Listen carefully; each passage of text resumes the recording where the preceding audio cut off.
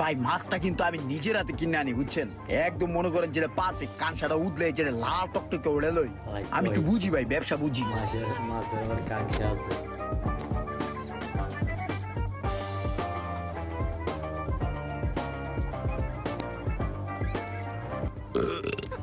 ভাই খাওয়া দাওয়া তো করলেন, এবার কোন বিশাল টেস্টটা খাওয়া কেমন দাওয়া। ছিল? খাবার 100 হয়েছে। এক কাম কর, কি কি আইটেম দিছ হিসাব কর, বিল কত হয়েছে। ভাই এটি করেন না ভাই, ছোট ভাইরে লজ্জা দিতেছেন। আপনি আইছেন বড় ভাই আমার রেস্টুরেন্টে খাওয়া দাওয়া করলেন, এটা এখন বিল দিবেন, এটা হইলো? হ্যাঁ, কি কও রাখতো না নাকি? এটি করলে কি ব্যবসা হইব নি?